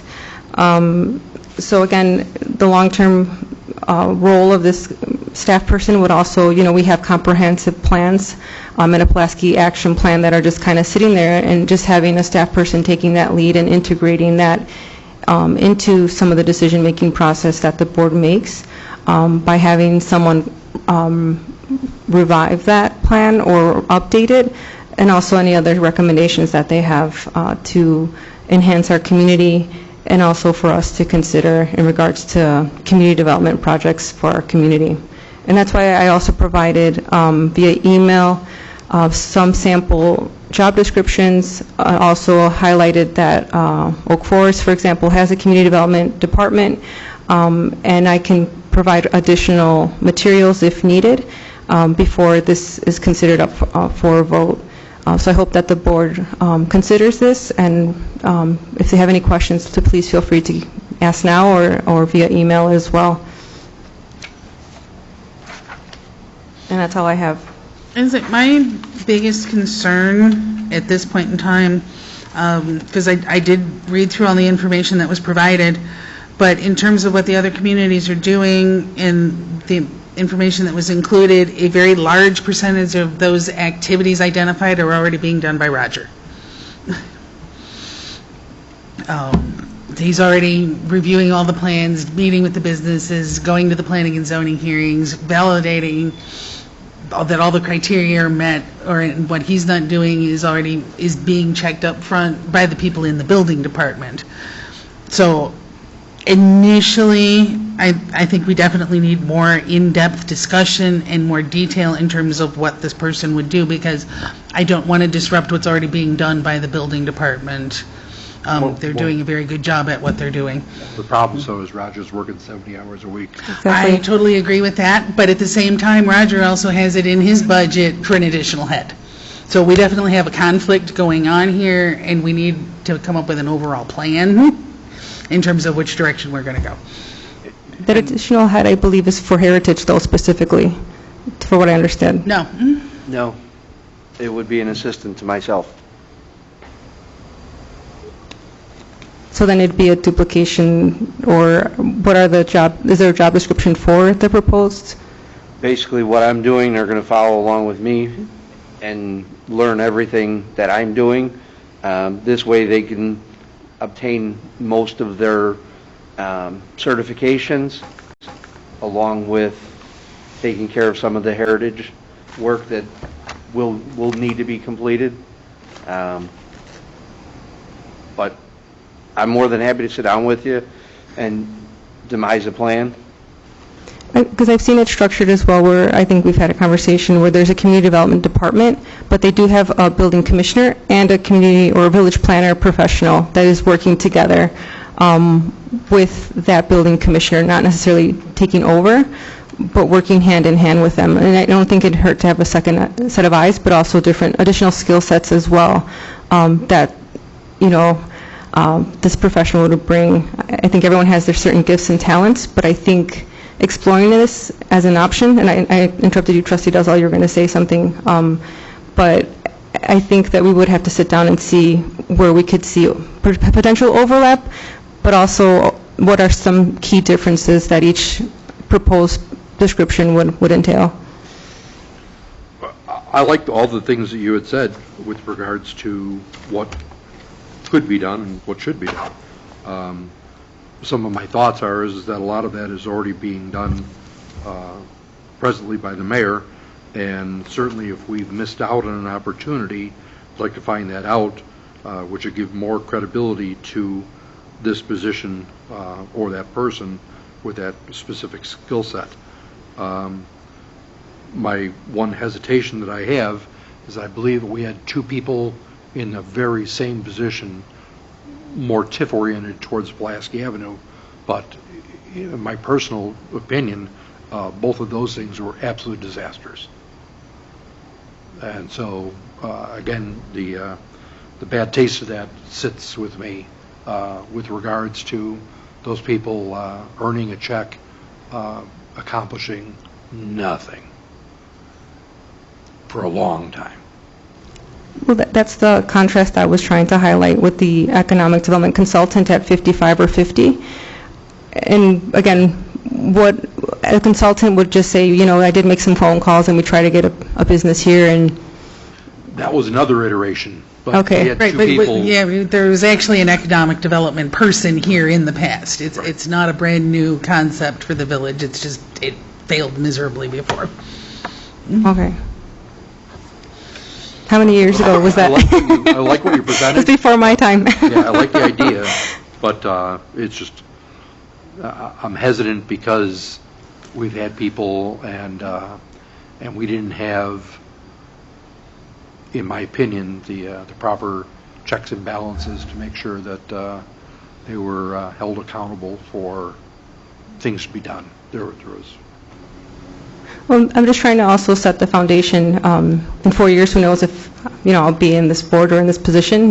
Life changes and life goes on and so forth. But how am I also setting up our community to also succeed? And I think this is one way to have someone with that background to be a staff member to give their input to whoever the future board may be and so forth like that. So that's my ask, and I'm willing to work and be flexible as well. It's not just like straight, one way. I just gave sample job descriptions, and we can flush that out as well. I brought up earlier when we were in our budget meeting that I was more in favor of, if we were, and I said this about 3-4 meetings ago, maybe longer, but I wanted to budget for, I'd rather have a consultant come in if we wanted to help with economic development, only because, like as Trustee Dalzell said, it's all trial and error sometimes with these folks. I mean, you're expecting the best, and at the same time, it's not just business that you're looking at what you need for your neighborhoods and so forth yet too. And in order to get to most of these points, I haven't presented it to the board yet, but I am working on a strategic plan. Part of the strategic plan that you need for a community are goals, and you need to have a buy-in with all of your stakeholders to actually identify where your community wants to be. Like you said, you want to see beautification, you want to see job development, job creation, and certainly you want to see some quality businesses take advantage of being represented on your main streets, that generate revenues to your town. And I think what a lot of that goes back to is it starts even when Trustee Dalzell and I, when we were trustees, I don't know, 6-7 years ago, maybe even. One of the things we talked about when we brought Economic Development Committee back, in light here at the village, and we recreated that committee because the mayor used to do it all the time, was getting input from residents, Alsip Industrial Association, certainly the Chamber of Commerce, people like that. When you engage with those kind of groups and you bring them into your committee, I think that really helps the conversation to understand what those people want, as opposed to just hiring somebody to do that work. I think we try and do more of that work ourselves before we go to the outside. And my thing is, I have a responsibility to present my, obviously, my strategic plan, but I also need those same people to help me out getting there and so forth then too. It's one thing to maintain and facilitate. We've been blessed to have all the development that we have, but now we have to lift this to the next level, and the way to get there is to actually have a plan to get there and stuff then too. So I don't want to just hire people to do work that maybe we should be doing ourselves, and I think our committees need to engage more before we do that kind of thing then too. Well, with the economic development, I think that I'm focusing on community development, which is, economic development is a part of community development. And then we do have our comprehensive plan that we can draw guiding principles from as well. And with developing strategic priorities as well, this individual would engage with community stakeholders like the chamber and so forth. But if those entities are not moving forward or helping their constituents, or if they are, that's on them to some extent. But also as a village, how is our community also trying to leverage resources? And this staff person would try to seek out grant opportunities for beautification efforts like public art. And also in regards to having another lens in reviewing site plans is the urban design aspect of it, landscaping and so forth, other elements, walkability and so forth. So I think that economic development is one area, but I think it has to be more comprehensive where it's community development. And we do have millions of dollars of investment that have come through, but how are we also leveraging our locational advantage in regards to our community in the Chicagoland area to actually ask for more from these businesses in regards to sponsoring or helping us meet our goals as well that are outlined in our comprehensive plan. Well, that's part of what my strategic plan is addressing right now, is grant opportunities too, and not necessarily on a grand scale, but on what we can do for local businesses as well too. We need to offer people more things. We need to step up to the plate and actually identify, say, for instance, many communities, they may earmark $100,000 a year, maybe more, whatever they can afford to do, to step up and say, listen, here's a grant opportunity that you can apply for facade improvements, or maybe you need some infrastructure repairs that you can't make things meet, and we can match you, let's say, up to $35,000 per instance. You may have a situation where you're going to, all of a sudden you need sprinklers. And we have a major business right in our town that wants to do some improvements right now, and that's something that's holding him up, is something like that. Well, if we had those kind of tools available, that can get us to the promised land, as opposed to maybe losing that major player and stuff then too. So that's what I'm working on right now. I want to see what we can do on ourselves, and again, if we felt the need for more economic development or consulting for that matter, because I learned a ton when we had, like Trustee Dalzell said, maybe the previous economic development consultants that we had maybe didn't show a ton of strength, but they were handicapped when they got started with the size of the lots and everything else that we were promoting on Pulaski. And in the end, the return on investment really wasn't that bad, because we had such a buy-in from all those folks that all the sales taxes are better, everything, because we created more, we stimulated more business on Pulaski. Also, if we're not happy with, if they don't meet our expectations, we can certainly break our contract with them, or not break, there's always an out in these contracts, as opposed to releasing a full-time employee at $80,000 a year plus benefits and stuff then too. This is just, I was proposing something similar. What we paid before was around $52,000. I'm sure it went up a couple of bucks by now, but I haven't consulted with anybody, because I'm more interested in seeing us do our own work, and that's where I started. And that's all I have for my committee. All right, thank you. Next, we had the village properties, Justin McLaurin.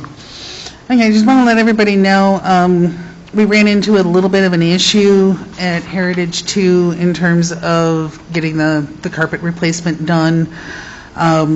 Basically, once the carpeting came up, there were some issues in the way the subflooring and the base, basically concrete poured over the baseboard, making it impossible to pull the baseboard out, and thus adequately replace the carpeting in the way that we need to. So I have a request for approval for next week for an additional cost of $24,980.94 to get those issues addressed. Did I miss anything, Roger? You did a great job, thank you. The one thing I would ask is for consensus tonight, so that we can get moving? Yes. And again, to be clear, what they're saying too is that we started off with a 2-inch wood baseboard, and after they trued the floors, there's nothing left of that baseboard. That's how high the floors came up. So now they're going to pull out the 4-inch baseboards, and we're going to go back with the 2-inch baseboards rather than going back in with 4-inch vinyl, correct? That is correct. And so it'll look a lot more uniform. But yeah, right now it looks bad when you put the carpet down and there's 3/4 of an inch showing on one side of the room and maybe, you might have an inch and a half on the other, or nothing. Let's put it that way. So yeah, it's just something unforeseen, but they're doing a good job. And they're doing the floors like they were supposed to. Those floors are horrible. I say that's the biggest issue, is that the subfloors were just ignored for a really long time. Right. The other thing that I did want to mention to the board, I'm presently getting prices, but there is one building that we will have to rip out all of the concrete on the second floor, which is going to be a task, because obviously with all the seniors living there, we're going to have to expose it, so we're going to split the building in half. I do not have prices at this point, but there is one building where we're going to have to rip out the entire second floor. There's 4 other buildings where we're going to have to cut out sections and have concrete poured. 4x4 squares, 5x5 squares at this time, in order to make the substrate solid and then pour it. Just the homes. That will be an additional expense. That's something that is not going to be done by this contractor. It would be done by a concrete mason. What's wrong with the floor? It's deteriorated. There's holes and they're sunken in. I can take pictures and send it to everybody. At Heritage 1? Heritage 2. Heritage 1 is perfectly fine. They're completely ripped out, ready to go. But what I've advised them to do is concentrate both crews at Heritage too, to get these floors screwed down and done properly. Okay. So, I will be coming back take a to the board consensus, once please, I for get that? prices from the concrete guys. So this is for a consensus to approve the additional cost of $24,980.94 for the vinyl base, the vinyl floor base at Heritage 2? That is correct. Okay. Again, this is just a consensus. Trustee Dalzell? I'm good with it. Trustee Zelinski? Yes. Trustee Juarez is absent this evening. Trustee Trustee McGawhorn? Yes. Trustee Murphy? Yes. Trustee Navas-Barza? Yes. Commissioner Early, you have your consensus. Thank you very much. Thanks, Roger. Anything else, Trustee McGauran? No, that's it. All right. Ordinance legislation, Trustee Zelinski? No report this evening. Okay. Planning and Zoning and Licenses Committee?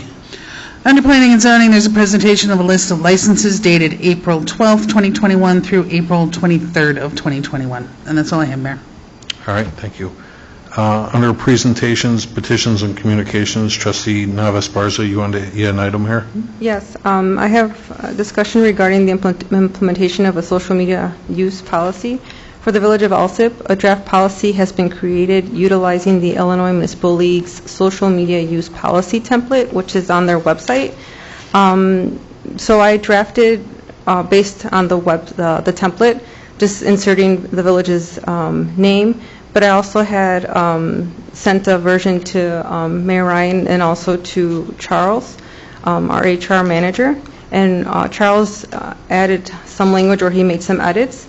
And pretty much what prompted me to consider introducing this was that an executive director of a nonprofit reached out to me because he saw some content online.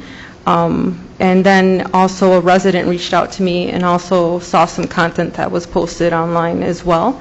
And so I just pretty much just researched, and I saw that IML had a social media use policy, and I thought I'd bring it up to the board for us to consider implementing. And so the purpose of this is just to give us pretty much an understanding of what appropriate uses are for our social media platforms, but also if those that comment on some of our social media platforms post language that's discriminatory in nature or violates any other type of laws, that we have the ability to either remove or report such comments. And also for our employees to understand as well that that they might have coworkers, that they have friends on social media outlets, but also that those same people that they work with can also maybe view that information, and if it might pose an issue. So just for them to be conscious of, you know, their own conduct if they are utilizing our social media sites, and also what content that we deem as appropriate or not. And I don't know if anyone had any questions. I think it's a good idea. Oh, I would so- only say, has it been run past the attorney yet? No. I don't it think hasn't. so, no. And that's what I'm just asking, is that if the board would consider implementing this and then having the next step be the attorney to review it. I think it would be fair just, how about at the next meeting, why don't you put it on the agenda to ask on the board if we can forward this to the attorney for, you know, to have an ordinance drafted. Okay. Would I post it under then HR committee, Trustee Murphy's committee, or, okay. But this is for stuff that is posted on the village's social media accounts, correct? Right. And currently, there's only yourself and your assistant that are posting there, Mayor? I think it's just, either Becky, Becky does all the posting on there. Yeah. I don't post, I give her the okay to what she does and stuff. But the departments control their stuff too. Well, I'm sorry, yeah, right, police and fire. have their own as well, so. So we're going to have to make them knowledgeable of what this is as well and stuff then too, with their administrator. Yeah, because the police have their own administrator, I believe. Well, there is on the back page, page 4, it says employee acknowledgement of social media use policy. So they'll be able to review this and then confirm that they read it by signing it. But I know that other municipalities have taken it a step further and have formally designated just one person to be their coordinator for all social media accounts. But I don't think, that's not what I'm asking. So there's other variations of that. I think that there is value for each department to kind of monitor their own Facebook accounts. Okay. Any other It would questions? be the HR director who would compile these signatures and put them in employee files and police that. Exactly. Okay. And has this been run by the union? Has this been run by the union? Well, that's what the attorney's going to review, I believe. That would be something he would... We'll run this past the attorney. Well, that's what I'm saying, like, we have to ask if the board is willing to adopt this. They have the attorney to draft an ordinance for this, and then certainly Attorney Mike Kankar can speak with the unions if it's necessary to impact bargain this or whatever and stuff then too. Okay. That's all I have. All right. I wanted to ask the board, I made a note of this when we were having our budget discussion this evening yet too, but, we've had this discussion twice now, and Roger, where does it stand with, the other day, I think it was Friday, I ran into, what's the gentleman's name again? Is it Ahmed, the gentleman with the 20 acres on the MWRD property? 7EZ, Ahmad. Ahmad, thank you. So I ran into Ahmad, I think it was Friday here at the Village Hall. He was taking care of some business on something. And, I want to ask the board, certainly we referred him to the Plan Commission, to go further. But what's sticking with me about this whole thing, seriously, is, the east parking lot's gone. We've already committed that to the Morton Arboretum's green project that we're doing over there. All we have left is the west parking lot. I drove over there the other day to the boat launch, probably the same day after I saw him, just to eyeball this a second time. And for him to access the property he wants, we're going to have to give up almost like a side street type of property for him to access on the north end of our boat launch, at the far side of our boat launch. I think we need to be clear with this gentleman, whether or not... He wants that so he can get the turning radius.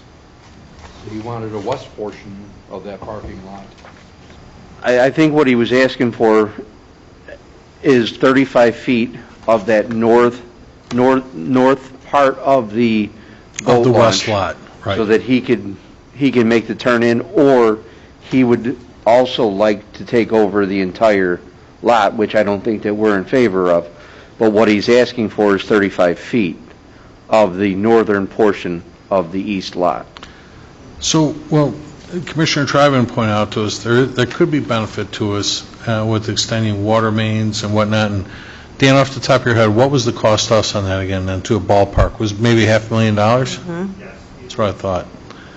Do we want to have this gentleman pursue this? I know we're not in a voting, we're not in a board setting right now, but I think it's something I'd like to bring up Monday night. When is he scheduled to go in front of the Planning Commission anytime soon? As of Thursday, he did drop off his check and all of his paperwork. It's probably why that's the day I saw him then. Okay. I just want to be fair to these guys, and and do we want to give up 35, 40 feet of our boat launch, which now, more Is than half ever, the size of what it it used to be. became a premium to us because now we just lost the other side of that, which wasn't really being used anyway. But now this really is a commodity to us now. This is really something that we use. And do we want to give up part of that? And ultimately, we'd probably end up having to sell that to them. We'd have to put a number on that. Because I don't know why we'd maintain something that somebody else is driving on and stuff like that then too, I thought it was MWRD It's property. not our- I'm sorry, yeah, then we're willing it away is I guess my point is. There's no value to us on this thing is my point. So, We have to sublease? I didn't think we could sublease based on that contract. But it's MWRD property as it is now. Right. They're leasing it. They would be the ones leasing the 20-plus acres to them. Right, but we'd have to amend But our piece of Correct. the lease, we're- yeah. that's all, I guess that's my point. We're giving away 35 or 40 feet of our parking lot to make this happen. And there's just no residual value to us. That's it. And even, pardon? Yeah, and, well, And again, I don't think we want to give up our boat launch and stuff then too, you know, I mean, because I think what's going to happen as well is, once they convert that east parking lot into this green structure, we're going to need that boat launch parking lot for folks to park there and stuff then too. That's just how this is going to work. And the lease wasn't based on a square footage, the lease was based upon our revenue. Right. It was 25%. Anything we took in was remitted back to MWRD. But again, I think we're giving away prime land, is my point. You know, and for them to access something, and then we can't basically task them with maintaining Platner Road and all that kind of thing then too. And that was another concern of mine at the same time, was the frontage road to get back there. So, I mean, as I say, and the other side of it is, I mean, realistically, how much revenue would that type of business bring to the village?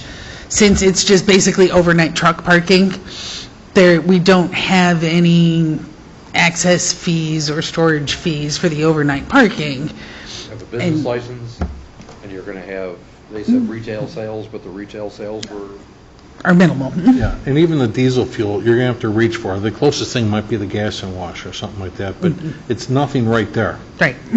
So we're talking about giving up prime real estate from the boat launch, potentially almost $1 million worth of water if we decide to, you know, do the whole big loop.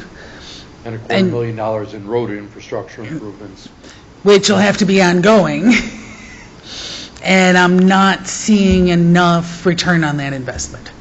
Well, and again, I never want to discriminate against somebody's idea if it's a good idea he's got. Who doesn't want to see 20 acres developed that just is useless right now, period? You know, it'd be useful to someone, obviously him, not to mention to MWRD.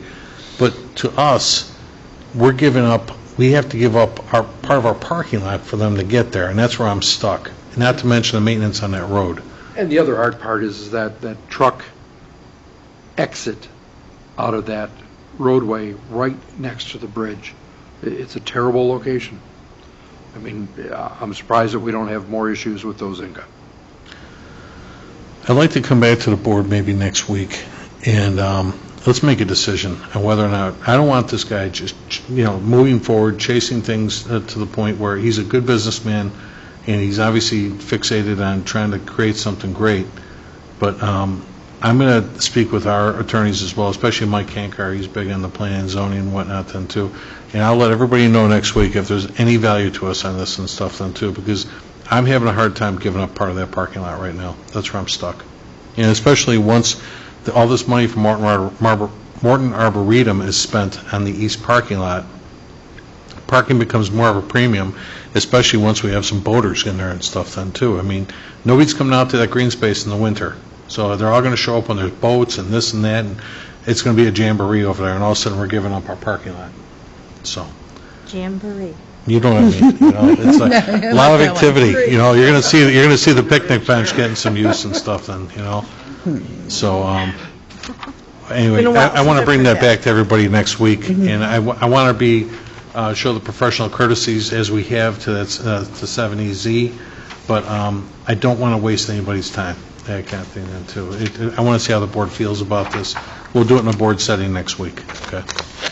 Did anyone have any unfinished business? I do, Mayor. I know we've already talked about working on it, and Trustee Dalzell volunteered to spearhead the issue of the garbage can tickets. But it's my understanding is that we basically had a rash of them again over this past weekend. I didn't hear about it. I've gotten complaints from residents on the west side. Okay. And one of the things that I can personally attest to this past Friday garbage pickup, the garbage truck did not go past my house until after 5 p.m. Oh. I don't know what was going on Friday, but it was a very late pickup on Friday. And I know personally for me, I was supposed to be going out of town at 4:30 on Friday. If it wasn't for the fact that my partner in crime was running late, I would have left the house for the evening with that full garbage can still sitting up front, and it would not have been my fault that the garbage man didn't come. It's funny you say that, because the week before, my recycle didn't come until 5 o'clock. This past Friday, they were both done by 10. There's been no rhyme or reason. But I guess the point is just, when they're coming that late in the day, how are we issuing tickets to residents for failure to not immediately get those garbage cans up? What day is the ticket being issued? What day was the ticket being issued? Saturday. That's not the case, because she's not doing them until the Monday or Tuesday I would say she's not after. even- Tickets were issued Saturday. I couldn't read the name on the ticket. Linda's the only, unless one of the CSOs are doing it. Well, and I said that was the only logical thing I could think of, possibly, was CSOs on patrol issuing tickets for it. I didn't hear anything. Usually, like Roger Yeah, said, you know, she'll usually call me and let me know. But it's for Saturday, it's like there's no way it's Linda. Yeah, I'm issuing not the going to tickets. complain about Saturday. A lot of times like that, that's done by a citizen complaint. So a neighbor would probably call to report that the cans are out. And in those cases, it's almost always a neighbor reports it because it's happened time after time, not just a one-time shot. Certainly if the neighborhood was collected late, I get it. And I think that if that was submitted to the hearing, it's a viable excuse. yeah, I would agree. And again, I'm sorry for any of those folks that were cited, but I have no idea who was doing it. It must have been a community service officer. And that would be under their purview if they felt it necessary and stuff. How many tickets, any idea? No. I wasn't told anything. This is new to me. I didn't hear anything about it today at all. And I know that Linda's been frequently taking Friday and Monday to finish off her days, so she hasn't been working those days. She wasn't here today either. Yeah. So. She'll be back I tomorrow. said, I wanted to bring it up so that people know about it, and, maybe it's I will something that we definitely answer consider. tomorrow. I also, real quick, for what it's worth, on the garbage can issue, I sent an email last week to Republic Services, and I told Ernie Lopez, our salesperson, that I am going to possibly ask this board to maybe introduce a new ordinance that mandates any apartments that are 6 units or more have at least a 4-yard dumpster at their place. I am so sick of seeing garbage all over the place, and there's not enough frequency of garbage getting picked up. And just recently, I was talking, Jimmy Tarquino lives on 123rd Street. I'm picking up garbage on 123rd Street as I'm talking to him, and there's a couple of buildings, that's got to be 20 units in that one right across the street from his house, just west of Heritage 2. Oh, and there's 2 cans there, and it still isn't enough. They got 2 skinnies. And then, Trustee Navas-Sparza, you and I were looking at the ones on 119th by Karloff, and they do have a lot of 4-yarders, but there's a few that got the small guys, too. And it's like, no, if you got 6 units or more, you need a 4-yard dumpster, and make the room to put the thing out there and stuff. And also, Trustee Murphy and I, we just went through the Roundtree subdivision. We've had those discussions many a times, that I'm sorry if you lose a parking spot or something like that. I want to see a structure. Space. Give me a 3-sided fence, and you're putting your garbage cans behind it. I think it makes the neighborhood look horrible when you come down the street and you're looking at a garbage can. Not to mention, everybody's trying to walk their kids and have some fun, and there's bees or whatever buzzing all over the place. And I get it. You can't push that can. Some of those units you can't push them all the way back because the parking lots, not all of them go deep. So you're pushing them up against people's homes. I get it. Let's get a designated corral, put the can in there, and everybody's happy again then too. And I know there's like a dozen different homeowner associations, which made it tough to have those conversations, but I think we have to do it by ordinance and just make it happen, and it's just the way it's got to be. It's for the betterment of the community, aesthetically and health-wise and stuff then too. So, I've had it with the garbage cans, and these folks some of these landlords aren't getting cans big enough. And Linda, your person, she's tasked with over there, we don't want to keep issuing tickets, just do it right and be done with the darn thing, that's all, We've had that conversation multiple times in court with multiple HOAs. Well, then, I'll put a study together, I'll bring it back to the board shortly, and I'd like to see the board implement something like that, to just get the little bit of a bigger can. The 4-yard can seems to be the right size. And I've looked at enough buildings, and that seems to be the gist of what works best as a 4-yarder. Those 2-yard things don't do anything. Or what size is that, Raj? What's that skinny? It's a 2-yard dumpster. And the one on wheels? What I would recommend is a 4-yard dumpster with a minimum of 2 pickups. Okay. So do a Tuesday and a Friday. Oh, really? Twice a week on that, yeah. All right. Yeah, it's kind of an eyesore to see a mattress. Well, that too. I mean, because we just, we, the taxpayers, just picked up that recently too. And I look at every single bill that comes across, and our guys are out, Mike's not here right now, but, we're picking up, people are dropping, mattresses and stuff like that, are falling off trucks. Now, all of a sudden, they get minimal fees that we need to go do at the dump site. It's $84. We just paid to throw somebody's mattresses out and stuff then too. I mean, come on. Those add up. Really, I look at every bill I could do at home. I look at every single one that comes across. And some of these guys, like Bob Ricker, he won't come to my office on that day, because I'm sitting there like, man, what, there was rust on the back of the ambulance? Nobody could grind that baby out? That kind of thing. We had real conversations about it and stuff, and they know I'm paying attention like I should. So, anyway, anybody have any new business? Then can I get a motion to adjourn? So moved. Second. All in favor? Aye. Thank you very much. Let's adjourn this meeting at 9:40, and we appreciate everybody hanging in there with us tonight. Thank you very much.